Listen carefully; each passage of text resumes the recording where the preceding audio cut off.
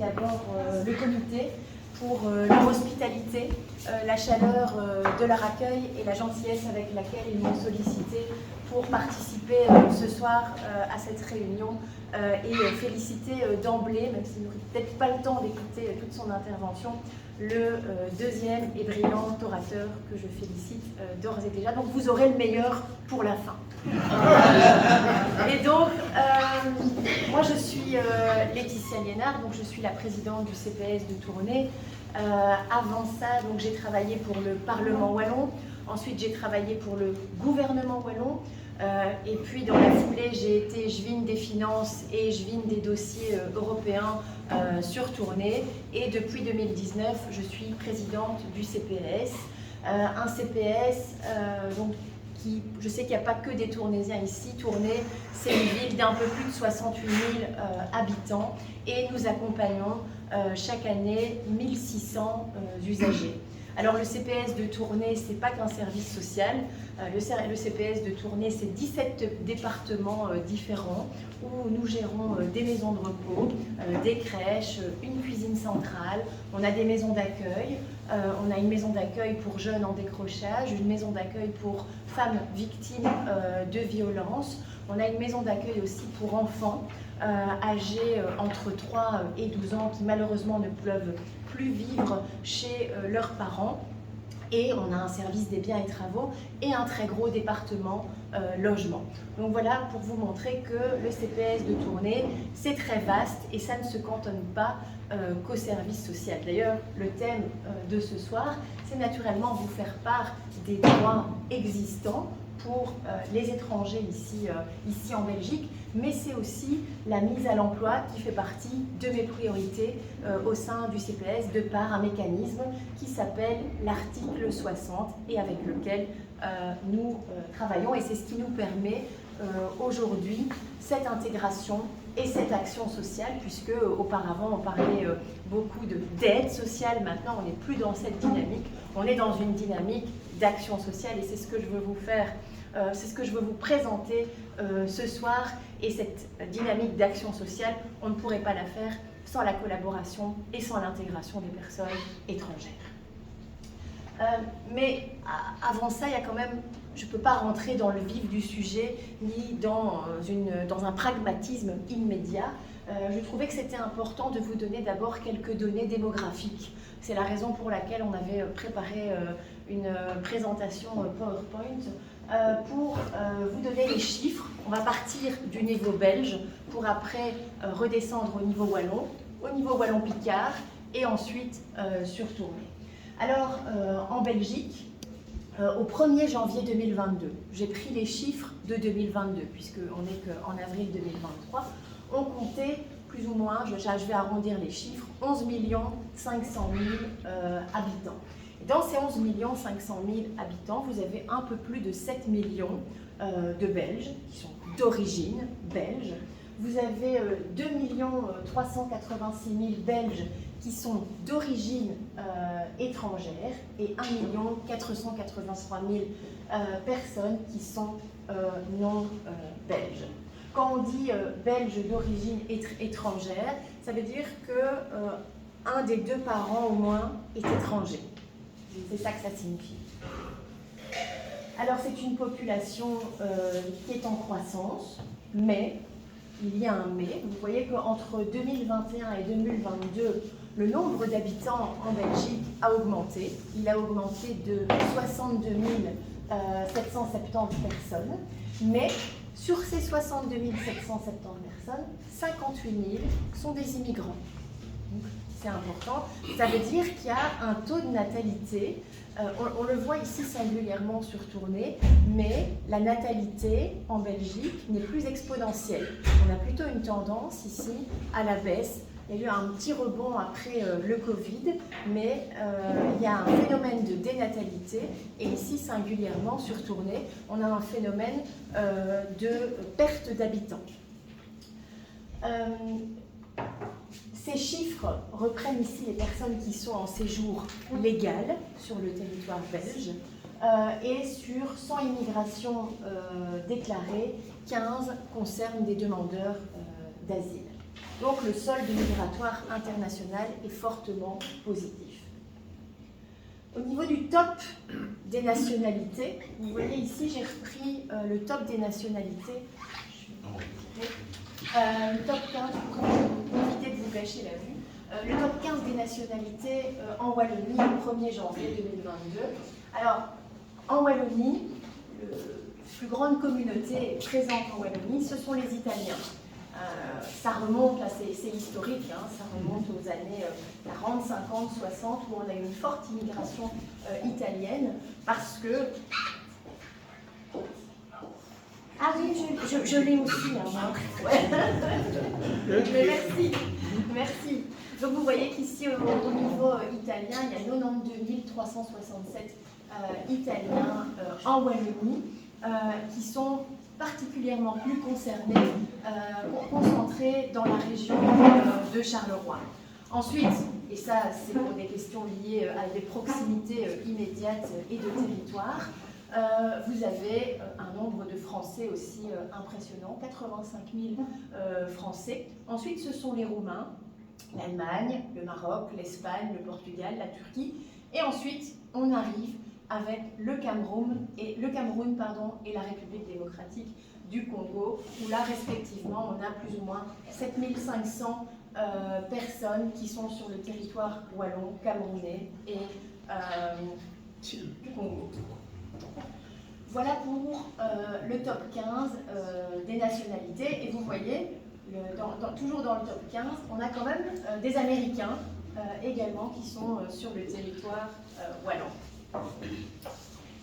Ensuite, on va redescendre en Wallonie-Picarde. La Wallonie-Picarde, c'est ce qu'on appelait avant le Hainaut occidental. Donc la Wallonie-Picarde est composée de 23 communes qui s'étalent de Comines en passant par Tournai, Ath, Moucron. 23 communes qui sont sur le territoire. Il y a 330 000 personnes. Et en 2021, le nombre d'étrangers ou non-belges s'élevait sur ces 300 000 personnes à 44 444. Donc c'est près d'un habitant sur 8. Alors, en Wapi, parce qu'on ne dit pas toujours Wallonie-Picarde, on parle de Wapi ici à Tournai, vous avez 32 000 qui viennent d'un pays limitrophe voisin. En grande majorité, ce sont des Français. Vous avez 5300 autres personnes qui viennent d'autres pays de l'Union européenne, comme l'Italie, l'Espagne et la Pologne, et 16 337 personnes qui viennent hors Union européenne.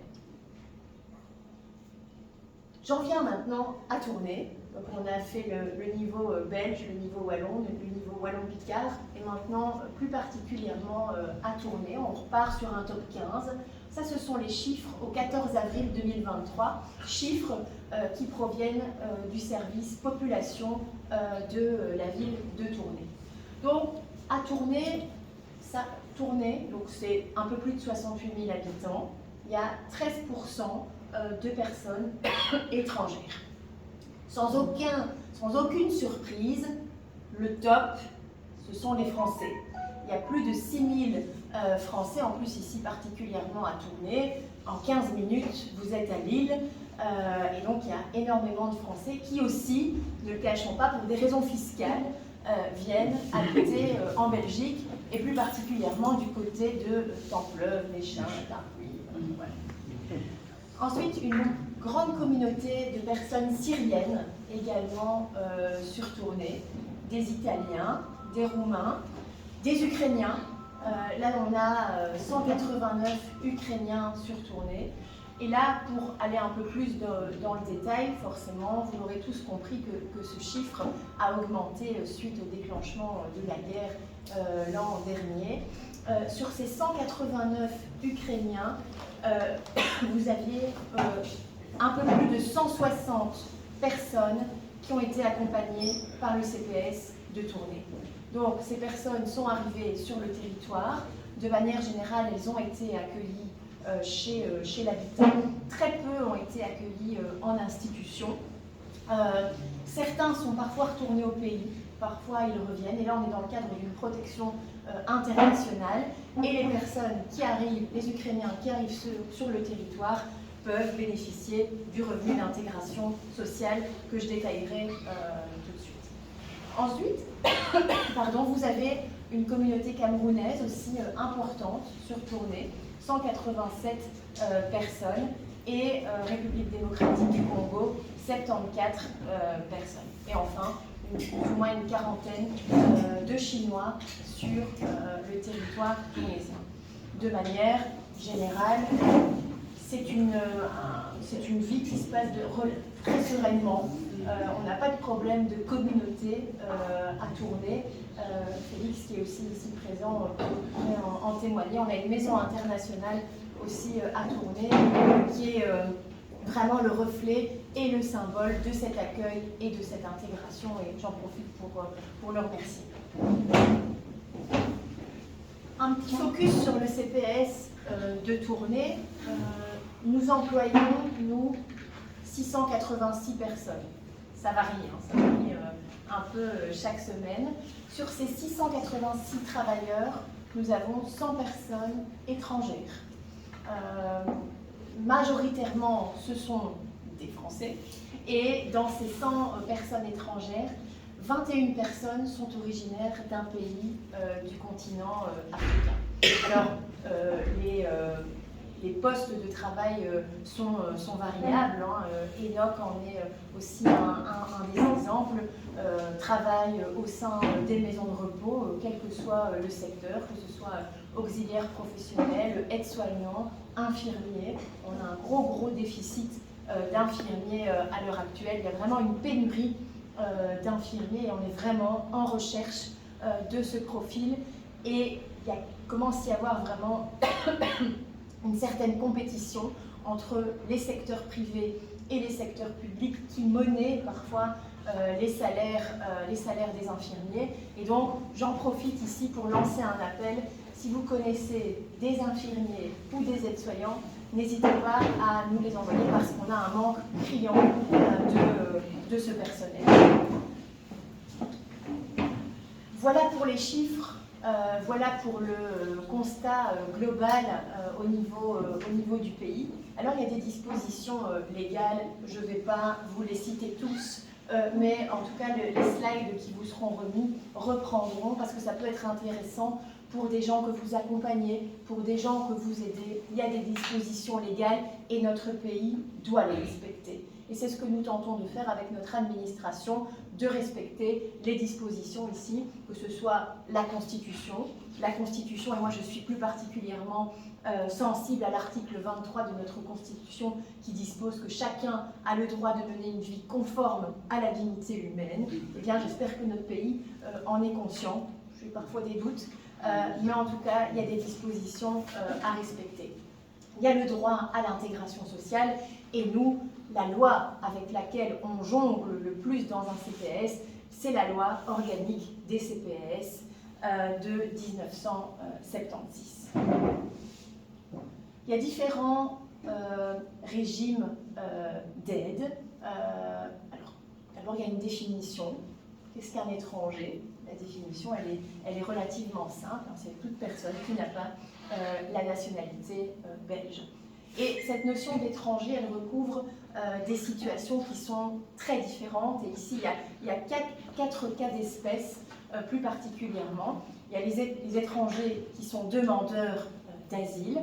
D'ailleurs, pour ceux qui ne connaissent pas Tournai, on a un centre Croix-Rouge ici à Tournai qui a accueilli en 2015, si mes souvenirs sont bons, jusqu'à 700 réfugiés dans une caserne à Tournai. Et d'ailleurs, cette caserne accueille toujours, à l'heure actuelle, des demandeurs d'asile. À l'époque, c'était au moment de la guerre en Afghanistan. Vous avez les étrangers qui sont en séjour illégal.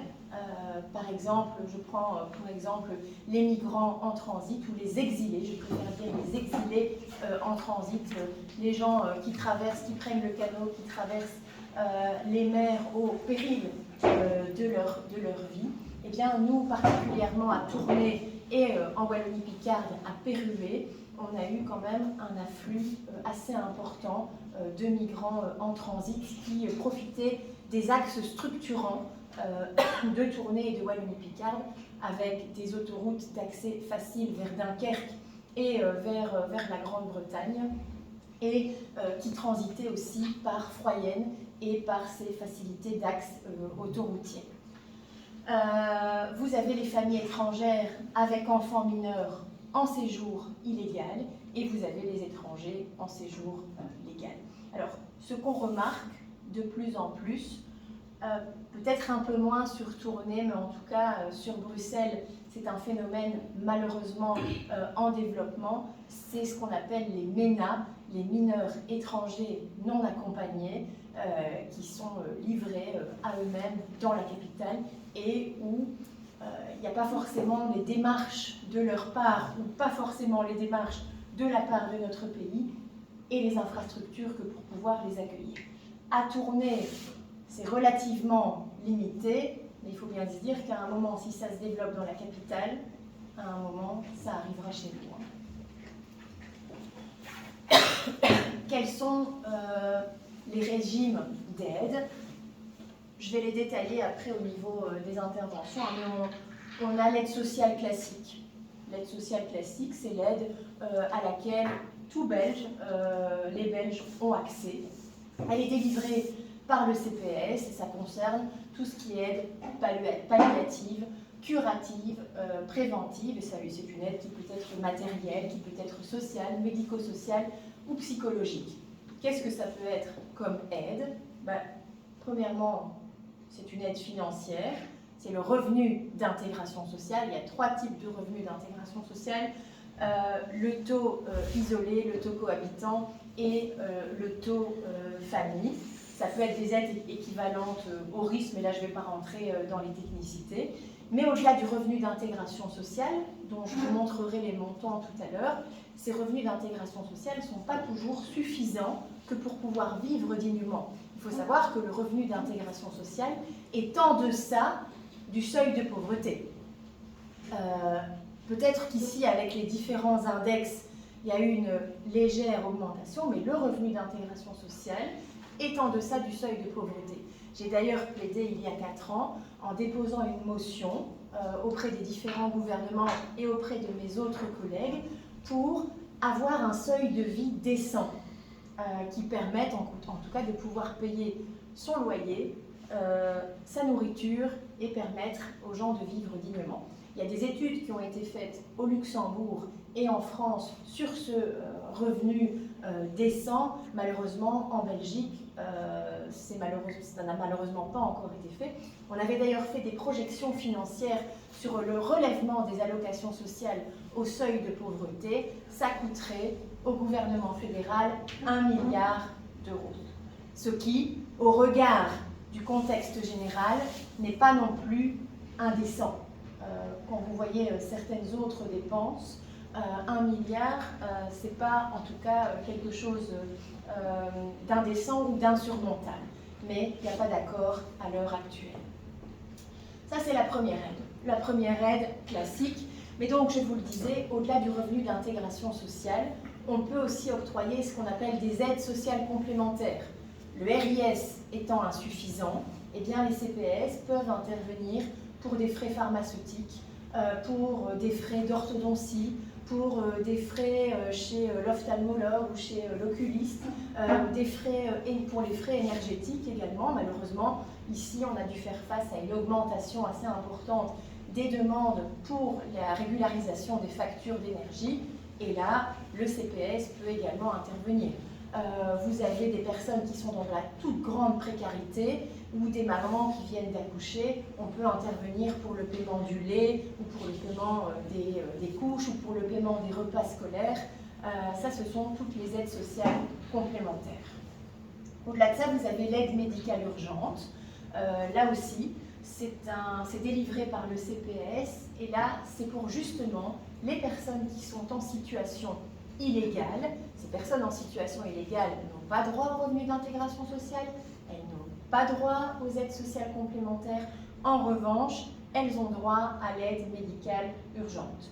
Donc nous, CPS de Tournai, avons une collaboration avec le centre hospitalier de Wallonie-Picarde qui se trouve juste à côté du CPS, il y a une collaboration pour qu'on puisse agir très rapidement quand on a justement des exilés en transit qui sont dans une situation de santé très précaire pour qu'on puisse agir rapidement. Et donc là, on informe également qu'il doit y avoir un certificat médical, mais parfois vous comprendrez que dans des situations d'urgence, on n'a pas le temps d'appeler le médecin et d'avoir le certificat médical pour dire on va agir. Et donc voilà, ça c'est le deuxième type d'aide que nous pouvons octroyer, et c'est exclusivement les CPS qui collaborent avec les hôpitaux pour cette aide médicale urgente. Alors ensuite, vous avez des aides matérielles. Ça, ce sont des aides qui sont octroyées par FEDASIL au sein d'une structure d'accueil. On l'évoquait tout à l'heure, il y a des structures d'accueil qui peuvent être aussi gérées par la Croix-Rouge. Et c'est notamment l'hébergement, le repas, l'habillement, l'accompagnement social, médical, psychologique et l'octroi d'une allocation.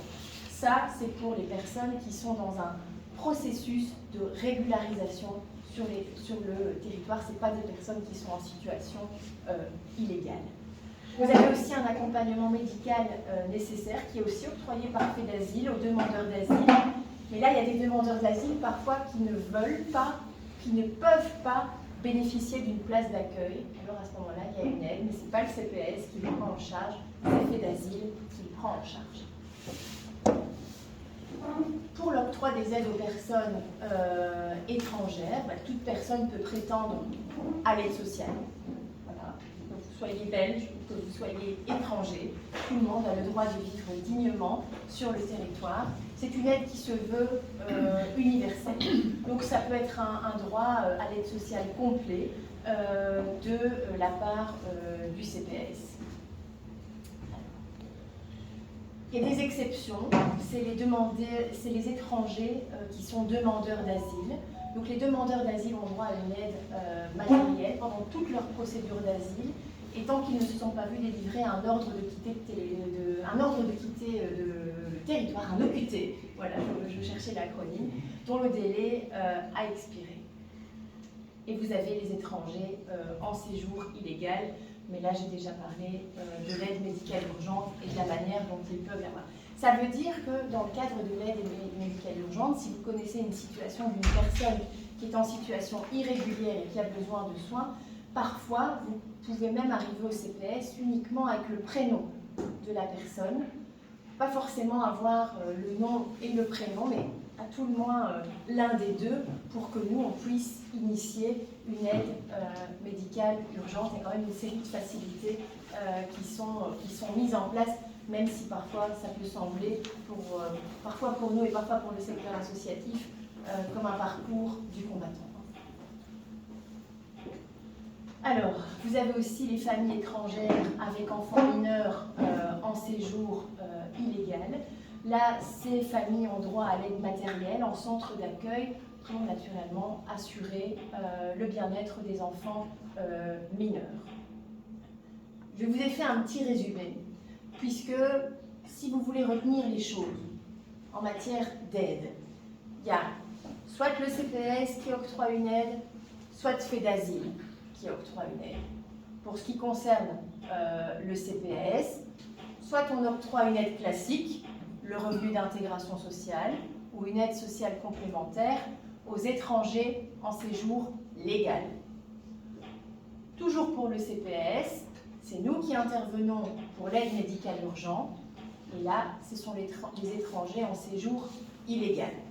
Voilà les deux compétences du CPS. Au niveau de FEDASIL, vous avez une aide matérielle pour les étrangers qui sont demandeurs d'asile ou les familles étrangères en situation illégale avec des mineurs. Ça, c'est FEDASIL qui gère. Ensuite, vous avez l'accompagnement médical pour les étrangers demandeurs d'asile si éventuellement il ne devait pas y avoir de place dans une structure d'accueil mise en place par le fédéral, et là c'est toujours FEDASIL qui intervient. Donc ça, si on veut résumer, les deux organismes qui interviennent, c'est le CPS et c'est FEDASIL, et que ce soit pour les séjours, les personnes étrangères en séjour légal ou en séjour illégal, soit le CPS, soit fait d'asile. Les conditions d'octroi. Alors, pour pouvoir bénéficier du revenu d'intégration sociale, il faut avoir sa résidence habituelle et effective en Belgique. Le CPS intervient sur les territoires communaux. Donc, si vous voulez que le CPS de Tournai intervienne, vous devez résider sur le territoire de Tournai. Si vous voulez que ce soit Brunehaut, il faut être sur Brunehaut. Si c'est Saint-Georges-sur-Meuse, ça doit être sur le territoire de Saint-Georges-sur-Meuse. Il ne faut pas forcément avoir une adresse ni être encodé à la commune pour avoir une résidence habituelle. Vous pouvez avoir des gens qui squattent et qui ne sont pas forcément... Voilà, vous avez parfois des situations où vous êtes totalement démunis face à la recherche d'un logement. Pour pouvoir bénéficier du revenu d'intégration sociale, il ne faut pas forcément être enregistré officiellement à la commune. C'est l'enquête sociale du CPS qui déterminera que vous avez bien votre résidence effective sur le territoire. Donc, il existe des squats. Il y a eu d'ailleurs de très mauvais exemples à Bruxelles récemment, mais il y avait un très grand squat là où il y avait 800 personnes dans le squat. Ce squat a été évacué. Fort heureusement, mais avec les conséquences parfois dramatiques que ça peut avoir. Il faut se trouver dans un état de besoin, c'est-à-dire être dans une situation qui n'est pas conforme à la dignité humaine. Et comment est-ce qu'on détermine ça ? Eh bien, c'est une enquête sociale qui est menée par un ou une assistante sociale du Centre public d'action sociale. Alors, une enquête sociale, c'est très intrusif, puisqu'on rentre vraiment dans la vie des gens et on détermine avec les usagers le total de leurs ressources, de leurs charges, et on détermine s'ils ont droit ou non au revenu d'intégration sociale. Et la troisième des conditions, c'est qu'il faut collaborer avec le CPS. On est dans le cadre d'argent public et dans ce cadre, il faut pouvoir collaborer et montrer sa disposition au travail, puisque pour pouvoir bénéficier du revenu d'intégration sociale, une des conditions aussi, c'est de pouvoir être disponible sur le marché du travail. Quelques chiffres.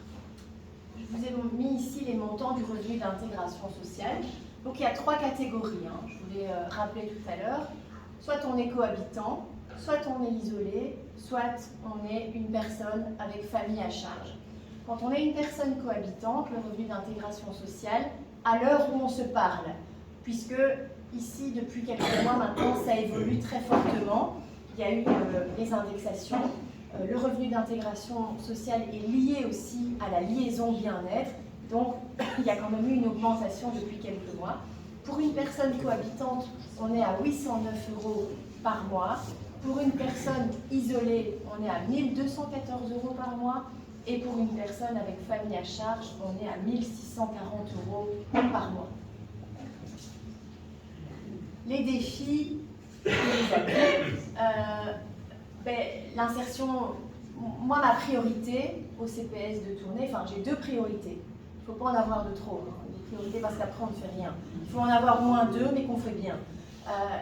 Ma première priorité, c'est le logement, que je ne peux malheureusement pas développer ici, mais c'est un vrai défi sur Tournai, et particulièrement pour le CPS de Tournai, qui était un gros propriétaire foncier, mais qui malheureusement, par déficit d'investissement, doit aujourd'hui revendre une partie de son patrimoine pour rénover le reste. Mais ça, le premier défi, c'est le logement. Parce qu'avant même de pouvoir travailler, il faut pouvoir avoir un logement décent.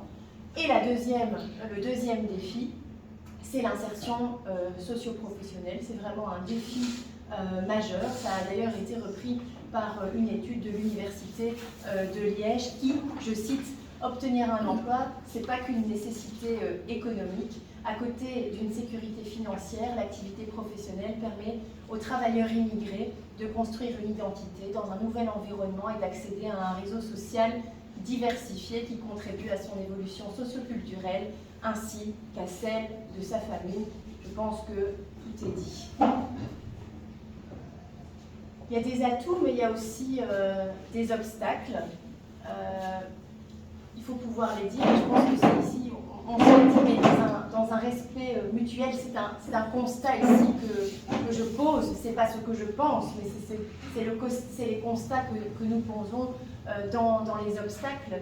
Il y a des préjugés, puisqu'il y a certaines personnes ou certaines nationalités qui paient plus cher que d'autres l'étiquette d'origine étrangère, comme par exemple la communauté musulmane. Il y a la valorisation des titres, des compétences et des équivalences de diplômes d'un pays à un autre. Déjà rien qu'entre la France et la Belgique, c'est parfois très très compliqué alors qu'on est dans un territoire eurométropolitain.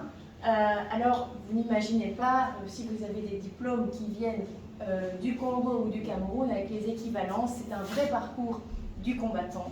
Il y a la discrimination à l'embauche où parfois à compétences égales on va préférer un Belge à un étranger. Il y a l'ethnostratification des emplois où on cantonne certaines personnes ou certaines nationalités ou certaines couleurs dans certains métiers. Ce qui n'est pas le cas chez nous au CPS, puisque vous avez des personnes qui se trouvent dans différents secteurs. Vous avez aussi parfois la barrière de la langue, et ça on le voit très fort au niveau du service social, quand on veut remettre les gens à l'emploi ou leur donner le tremplin pour être remis à l'emploi. Parfois, il y a des employeurs qui sont très ouverts et qui incluent la formation en langue dans l'accueil de la personne qu'ils vont engager. Mais on voit que si la personne ne parle pas un minimum français, on a quand même de grosses difficultés à les remettre sur le marché du travail. Il y a des employeurs qui acceptent de parler anglais, mais si par exemple, nous on travaille énormément avec le Choapi, donc le Choapi c'est notre hôpital, ils nous disent si vous n'avez pas quelqu'un qui parle français et qui peut se tromper entre les produits, des produits de désinfection, voilà, c'est très compliqué, même pour quel que soit le métier, de ne pas parler français un minimum. Et c'est la difficulté aussi de trouver un équilibre identitaire entre les codes, parfois les normes culturelles du pays d'origine et ceux du pays d'accueil. Il y a beaucoup d'atouts aussi dans l'accueil. C'est la diversité qui peut être vraiment un facteur d'augmentation de productivité qui peut devenir un atout pour des zones urbaines telles que celle de Tournai quand elle est gérée judicieusement. C'est un constat aussi qui a été également effectué par l'Université de Liège dans le cadre d'études que je vous citais, c'est que les migrants ont plus de probabilité aussi à lancer des entreprises et à créer des emplois. On l'a vu ici avec le cas de certains migrants en transit qui sont passés sur Tournai et qui ont lancé leur entreprise qui aujourd'hui cartonne. Les migrants peuvent aussi freiner le déclin démographique. C'est ce que la Belgique vit actuellement. C'est ce que nous aussi à Tournai on vit actuellement et ça c'est contrebalancé par le premier slide que j'ai évoqué avec vous où vous voyez que sur l'augmentation de la population, l'augmentation est positivement due à l'arrivée de personnes étrangères. Sur le marché du travail, un des atouts, c'est que la personne étrangère aura la possibilité de devenir elle-même consommatrice et être à son tour un rouage de l'économie. On a tout intérêt à les intégrer dans le circuit. Et un des derniers éléments, c'est de faire face à la pénurie de main-d'œuvre. Cette pénurie, je puis vous assurer, nous on a maintenant ce qu'on appelle un capteur d'emploi au CPS de Tournai.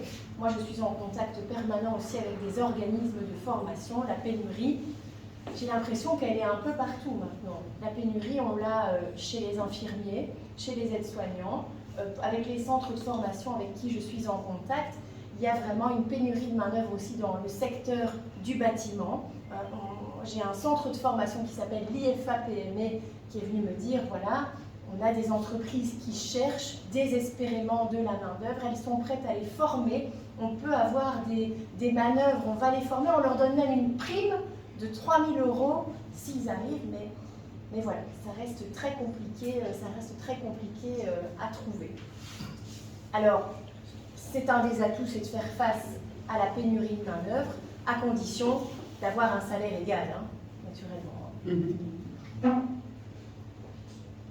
Je voulais dire un dernier mot sur le parcours d'intégration wallon. Là, c'est un parcours qui a été défini par décret. C'est un décret qui est relatif à l'intégration des personnes étrangères. C'est un décret qui date du 4 juillet 1996 et qui a été modifié à plusieurs reprises. Et ici, ce parcours d'intégration, il a été mis en place concrètement en 2014. Je ne sais pas si vous le connaissez. Il a été mis en place en 2014 et il a été rendu obligatoire en 2016. Il y a eu un élément accélérateur. Pourquoi est-ce que ça a été mis en place en 2014 ? C'est parce qu'il y a eu toute une polémique avec Sharia for Belgium qui a incité le gouvernement à remettre en place ce parcours d'intégration beaucoup plus rapidement, avec un objectif, c'est d'accueillir et accompagner les nouveaux résidents étrangers et de les aider à acquérir toutes les connaissances nécessaires sur le fonctionnement de la société, les relations sociales en Belgique et faciliter leur intégration sur le territoire. Pratiquement, c'est un module d'accueil, c'est un module de formation en langue française, c'est une formation en citoyenneté et c'est une orientation socio-professionnelle en fonction des besoins du territoire. Je vous ai mis, pour les personnes que ça intéresserait, les liens ressources et j'ai été vite pour laisser la parole au deuxième orateur ou éventuellement répondre aux questions si nécessaire. Mais voilà en tout cas de manière très générale le portrait dressé au niveau belge, au niveau wallon, wallon-picard et tournésien sur l'aide que nous pouvons accorder à la communauté étrangère et aux immigrants sur le territoire. Merci de votre attention. Bonjour, je m'appelle Karin Kizito, je suis tournésien et je suis venu ici en 2009. Ce n'est pas une question, c'est un remerciement. Puisque vous êtes là comme présidente du CPAS, j'ai fait tout le parcours que vous venez d'exposer. Vraiment, quand on arrive dans un pays où tu ne connais personne, c'est très très compliqué. Et quand je suis arrivé ici, c'est la première fois que j'entendais le nom tourner. Je me suis présenté à l'Office des étrangers à Bruxelles. On m'a envoyé dans un hôtel à Zaventem. Et après, on est venu avec un papier qui va à tourner. Bon, je ne connaissais rien. J'ai téléphoné, j'ai demandé qu'on vienne m'accueillir à la gare. Et ce qu'on a fait. À ce moment-là, il y avait l'initiative locale d'accueil, ILA. Donc j'ai vécu là-bas, j'ai été... À ce moment-là, tout était vraiment en place pour accueillir les nouveaux arrivants. Et comme vous venez de le dire, moi à la base, je suis ingénieur agronome. Mais j'ai fait 5 ans pour avoir mes documents. Donc je ne pouvais pas travailler. Bon, à ce moment-là, on pouvait travailler, mais... On ne peut pas regarder votre diplôme. Donc je ne pouvais pas travailler sur mon diplôme. Je suis allé demander l'équivalence. On m'a donné un master. Mais quand j'ai eu les documents, quand je me présentais, on me disait que je suis trop qualifié. Donc, au lieu de rester sans rien faire, je suis allé faire des cours, la formation du soir. Et je payais 10 € par an. Et on me remboursait les 10 € à travers le CPAS. Donc j'ai fait un bac en marketing, finalement gratuit, puisque au début de l'année, on me demandait 10 euros, et le CPAS, finalement, m'a redonné les 10 euros. Donc, après le marketing, j'ai fait le commerce international. Tout ça grâce au CPAS de Tournai. Et après, on m'a mis sur le marché du travail avec l'article 60. Et c'est comme ça que je suis entré à la ville de Tournai.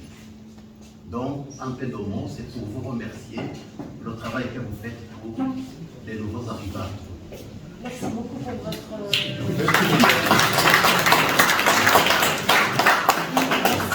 votre... intervention.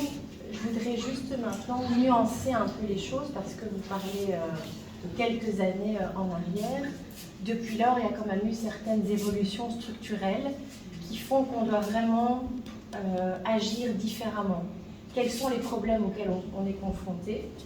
C'est la problématique des pensions. Là, je pensais vraiment que ça allait être le problème de ma vie professionnelle. Parce que ça a un impact direct sur les finances du CPS de Tournai et des pouvoirs locaux de manière générale. Et puis est arrivée la Covid, et puis est arrivée l'inflation, et puis est arrivée la crise énergétique.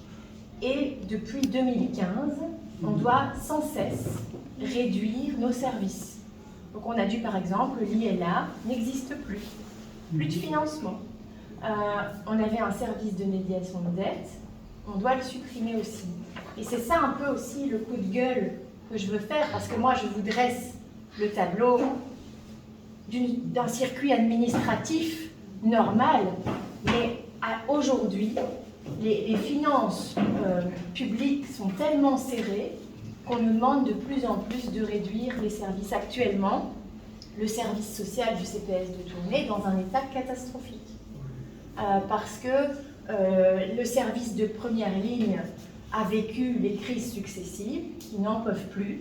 On a des burn-out sur burn-out, des gens qui quittent, qui sont malades, qui n'en peuvent plus. Et on a beaucoup de mal à remplacer, je parlais tantôt des infirmiers et des aides-soignants. Chez nous, un assistant social, c'est devenu une denrée rare à pouvoir recruter. Et donc, voilà, je vous remercie. Je suis vraiment contente que vous ayez eu un parcours tel que celui que vous venez d'évoquer, mais nous, les défis sont encore plus grands parce qu'on n'est vraiment pas aidé par nos gouvernements et sans cesse, on doit réduire. Et si à un moment, on ne veut pas faire de l'aide sociale, mais bien de l'action sociale, il faut qu'on soit financé pour prendre le temps avec les gens. Parce que si on veut pouvoir les réintégrer, ça prend du temps. Et à l'heure actuelle, ce qu'on nous demande, c'est d'être des machines, d'encoder les ressources, les charges et dire « Ok, vous avez droit à ça, au revoir et merci ». Et ça, on ne veut pas. Mais c'est ce à quoi on tend pour l'instant. Si je peux ajouter sur ce que vous venez de dire, moi j'ai eu la chance de faire ce parcours. Totalement. Justement, comme vous le dites, après j'ai fait le regroupement de ma famille. Et ma femme qui était professeure à l'université au Rwanda, elle aussi elle est venue ici. Maintenant ça fait 8 ans. Elle n'a pas pu travailler avec son diplôme. Donc il y a une pénurie d'un côté, il y a des gens qui ont des diplômes de l'autre côté et on ne sait pas. Et des barrières administratives. Donc, merci. Je voulais dire quel gâchis, parce que vous étiez ingénieur agronome, c'est ça, hein? Oui. Et bien là, perdu. Et qu'est-ce qu'on fait? On lui donne la possibilité d'acquérir une formation, mais c'est du temps perdu, c'est de l'argent perdu, c'est tout perdu. Bon, bien sûr, vous en sortez, c'est très bien, mais quand même, à quel prix? Enfin, je trouve ça vraiment une aberration. Au moment de la guerre en Afghanistan, on a accueilli sur Tournai, entre autres, 2 personnes, un couple. Le mari était gynécologue et la femme était ophtalmo. Mais elles n'ont pas pu le pratiquer ici sur le territoire. Elles ont pu le pratiquer comme infirmiers, mais pas comme médecins.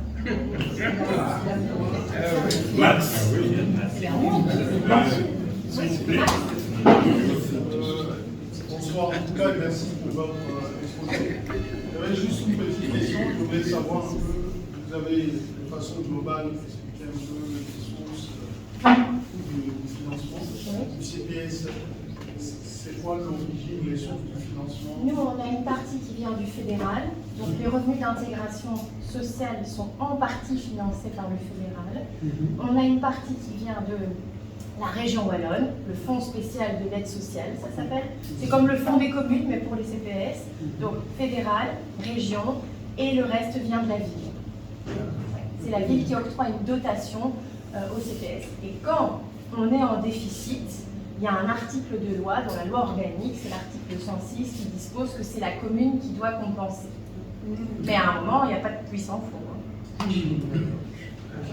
Et donc, est-ce que ce montant, il se réduit? Il est à combien à peu près? Alors, c'est pas qu'il se réduit, mais au niveau du revenu d'intégration sociale, il est financé par le fédéral.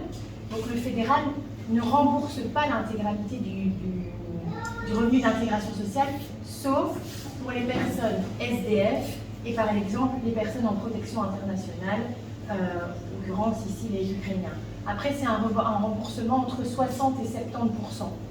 Le reste, c'est à charge, c'est sur fonds propres. Donc, au plus vous allez avoir de personnes, au plus vous allez devoir compenser. C'est pas parce que vous allez avoir plus d'usagers que vous allez avoir plus de sous. Non, le taux d'intervention reste pareil. Je voulais savoir si c'est l'enveloppe par année, ça. En 2022, par exemple. Écoutez, pour les revenus d'intégration sociale, le taux d'intervention, je ne sais plus vous le dire, mais en tout cas, ça représente une dépense de 16 millions d'euros. Pour tous les revenus d'intégration sociale. Oui, pour tourner, oui. Encore une ou deux questions. On commence par monsieur. Je m'appelle Emmanuel Misseneza. J'habite en France, mais je suis parti en France pour des raisons de travail. Dans votre exposé, à un moment donné, vous avez montré qu'il y a un besoin et qu'il y a un manque de, enfin, en tout cas, de soit la main-d'œuvre, soit dans les emplois qualifiés, et que certains profils étrangers peuvent remédier à ça. D'un autre côté, nous avons des politiciens en Belgique ou en France qui disent que les étrangers sont un problème pour l'emploi. En tout cas en France, je pense qu'en Belgique, il y en a qui disent la même chose. Par ailleurs, il y a aussi, en tout cas en France, des études qui montrent qu'en général, les étrangers apportent plus au pays d'accueil que ce qu'ils en prennent, contrairement au discours de certains partis d'extrême droite qui disaient que les étrangers coûtent au pays. Alors vous, ma question c'est de savoir au niveau des CPS, qu'est-ce que vous constatez? Est-ce que vraiment les étrangers coûtent au pays d'accueil ou ils apportent? Voilà, la question. C'est une question à laquelle je vais vous répondre, mais moi, sur base de la politique que je mène, ma politique prioritaire, c'est la remise à l'emploi. Parce qu'à un moment, on ne peut plus continuer ainsi, sinon la sécurité sociale, elle s'effondre. On est face à plusieurs problématiques. La première des problématiques, c'est qu'actuellement, le différentiel entre certaines allocations sociales et les revenus les plus bas sont insuffisantes. Et donc, parfois, ça n'incite pas à travailler. Mais ça, c'est pas un problème des étrangers. C'est le problème du contexte belge. Et à mon avis, ça doit être parfois la même chose au niveau français. Il n'y a pas assez de différence entre les allocations sociales. Est-ce que les étrangers coûtent plus? Vous savez, j'aurais dû faire la part, mais en même temps, c'est stigmatisant peut-être au niveau des chiffres du revenu d'intégration sociale sur les Belges et les étrangers. Mais en même temps, nous, comme notre politique, c'est de dire, vous arrivez sur le territoire, d'abord, on va vous accompagner et ensuite, on va tenter de vous remettre à l'emploi par un programme individualisé d'intégration sociale. Chez nous, c'est devenu un automatisme. Donc, je ne peux pas avoir cette réflexion-là parce que c'est devenu automatique de par notre service d'insertion socio-professionnelle. Par contre, je ne peux pas vous faire un tableau où tout est blanc, où tout est noir. Il y a de la nuance à avoir. Notre politique ici de remise à l'emploi fait qu'on est passé de 1900 bénéficiaires du revenu d'intégration sociale à 1600. On diminue. c'est très bien. Mais ça veut dire qu'ici, au plus on diminue, au plus on va s'approcher d'un public qui est très très éloigné de l'emploi. Et ce public, vous ne pouvez pas le mettre à l'emploi immédiatement. Et donc ça demande beaucoup plus d'action sociale et d'investissement de notre part, parce qu'il y a parfois une formation en savoir-être et savoir-vivre à devoir refaire. La personne doit pouvoir trouver son chemin, faire son choix en termes de formation. Il faut faire la formation et parfois, vous avez peut-être 1 ou 2 ans avant que la personne soit opérationnelle sur le marché de l'emploi. Et donc, c'est pas quelque chose de blanc ou de noir, c'est quelque chose qu'il faut vraiment nuancer. Vous voyez, c'est le Vlaams Belang ou la NVA qui dit ça. Mais après, sur le terrain, il faut nuancer les choses. Hein. C'est pas comme ça que ça se passe. Hein. Michel, le dernier intervenant. C'est un remerciement ou une question? Une petite question. Voilà. Au cours de votre exposé, vous avez insisté sur la dignité humaine à laquelle la Belgique doit se conformer, et puis de revenu d'intégration sociale qui est en dessous du seuil de pauvreté. Est-ce qu'il n'y aurait pas une incohérence entre les deux? Puis la deuxième question, c'est pour faire face au déclin démographique, à la pénurie de main-d'œuvre, est-ce qu'on ne pourrait pas recourir à l'immigration choisie qui est prônée par certains politiciens, comme Sarkozy?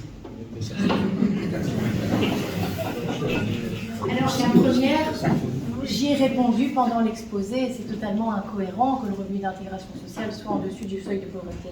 C'est la raison pour laquelle moi j'ai déposé une motion pour relever ces allocations sociales, non pas au seuil de pauvreté, mais au seuil de vie décent.